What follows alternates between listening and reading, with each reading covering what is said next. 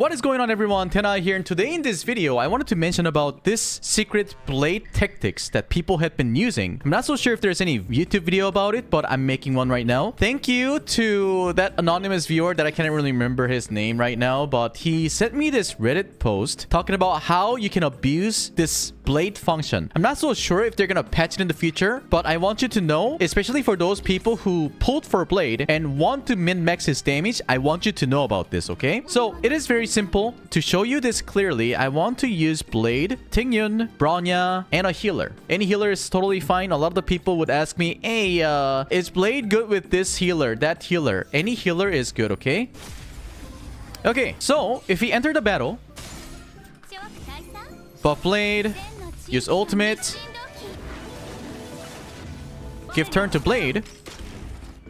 Okay, so as you can see right here, it says 2 turns remaining. If I use my skills right here, and then use my skill, that would be decreased to 1 turn. So here it says 1 turn remaining, but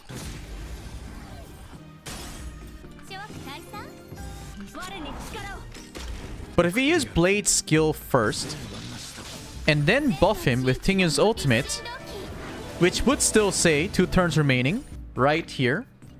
Even if I use my attack right here, that stays as 2 turn.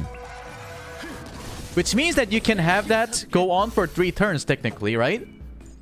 See, the turn did not decrease. So if you take a look at the ability, it says that using this skill does not end the current turn. But the way they coded it seems to be a little wrong, and I really hope they keep it like this. Even if they have to fix this, I think it's pretty bad because this is one of the reasons why he's super great. Like, he's basically a mini Sealy, but AoE version. So what are you waiting for? Are you gonna skip blade? In my head, okay, just because of this technique, his value just went up by 50%. Because as long as you know this trick, you can abuse this. Let me correct the word, not abuse, utilize. You know, we are utilizing his function that is not really written on the skill kit, you know? Yeah, it totally looks like a bug, but I really hope Hoyoverse pride is too high to a point where they would say, oh, actually, that's how it's supposed to work.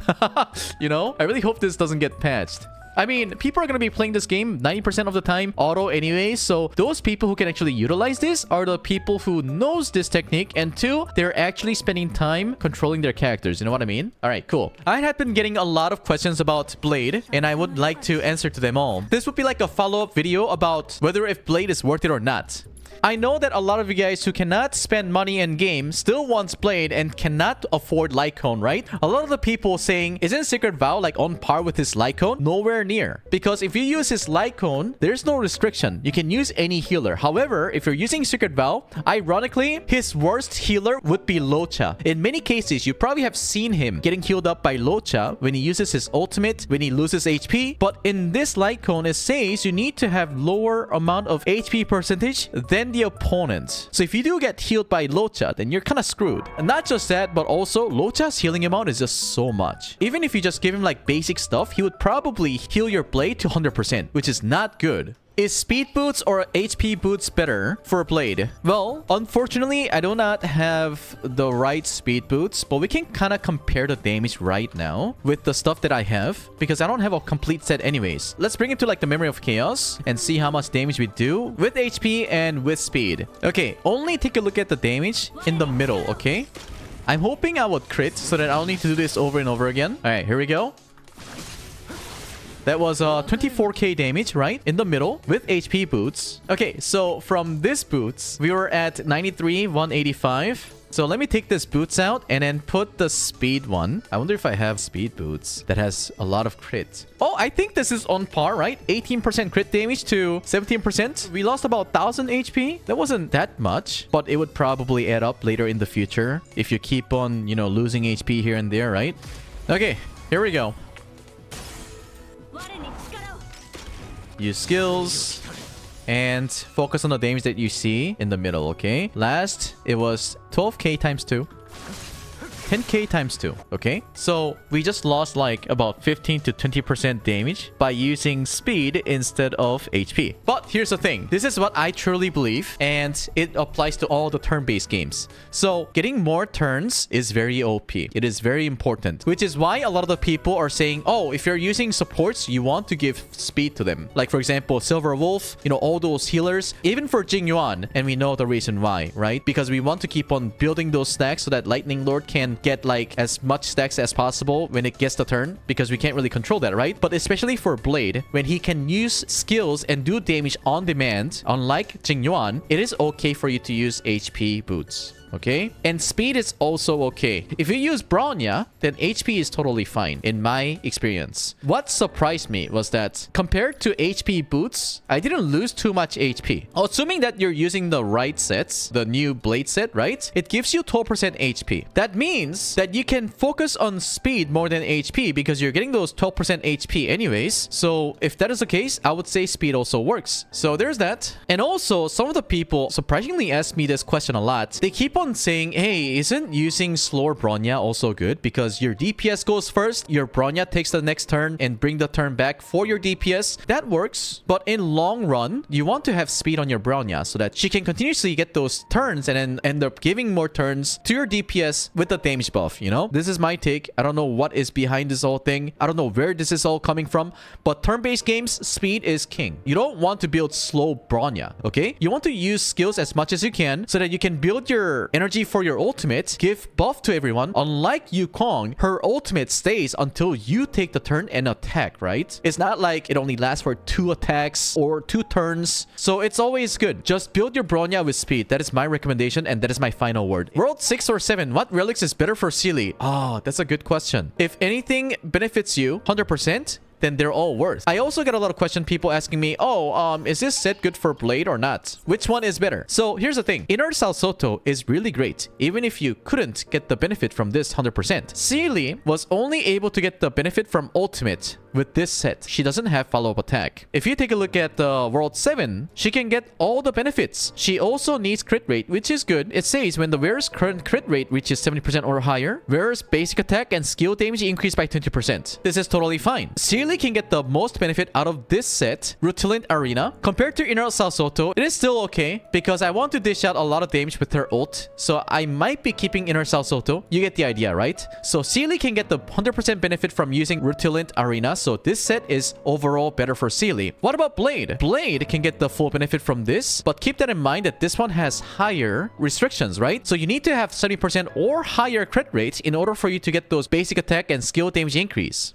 Inner Salsoto only has 50% crit rate restriction. So if you don't have good relics, then I would say you can use Inner Salsoto. When your gears get better, then you can end up switching to Rutilant Arena. For Blade, you can use them both because he also does damage with ultimate skills, the normal attack. It's all good. Well, one thing would be that Blade cannot get the benefit from using his skills because his skill does no damage. I am not so sure. I did try to look up, but they don't really have the exact answer for this. But so you know how when you use Hellscape, your normal attack gets enhanced, right? Is the enhanced attack considered as skill damage? It doesn't say right here. So you can also use Inner Salsoto and Blade. It doesn't matter. If I can, I would probably want to go for Inner Salsoto just because it is so clear that you get all those benefits. But this one doesn't seem to be bad as well. Basic attack damage by 20%. That is a bargain. I like that. What is the best support for Blade? If you did watch all my Honkai Star Rail Beginner's Guide series, then you probably will know. But here is the thing. To build a team, you would have a carry. In this case, it would be Bald, right? And then there will be a healer. And because I have the signature light cone for Blade, I want to use Locha, right? Because I don't want to care so much about keeping him alive. Locha does a great job at doing that. But one downside of using Locha,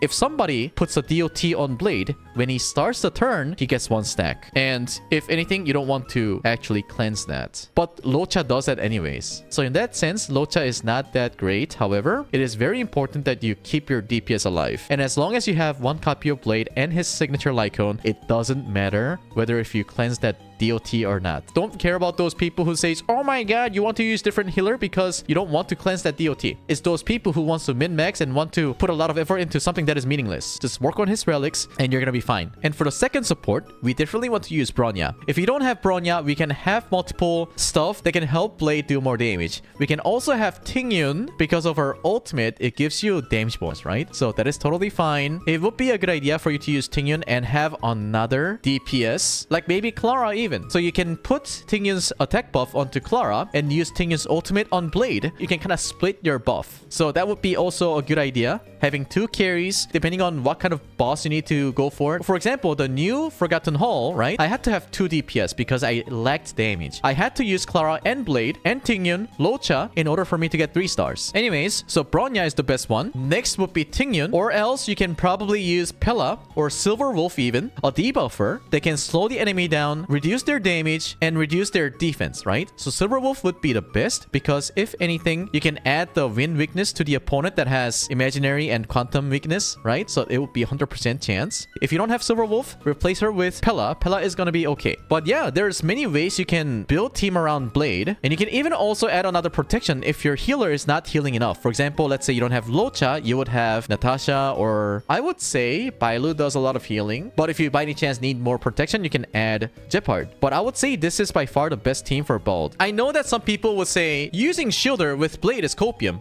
When I said that you need extra protection for your Blade or your whole team, it's when your characters are underbuilt, right? So when that is the case, in order for you to come up with a team, then you need to have extra protection, right? So although your Blade is going to be doing less damage because you have shield on your character, right? Because he doesn't really set his HP or minus his HP, he rather takes damage. So if he has shield, then he takes the damage on top of his shield and then his HP if he takes more damage, right? When that is the case, you'll end up getting less damage bonus. You'll also end up not getting the bonus at all because your shield is so thick. However, as long as you can keep your team alive, then it is okay.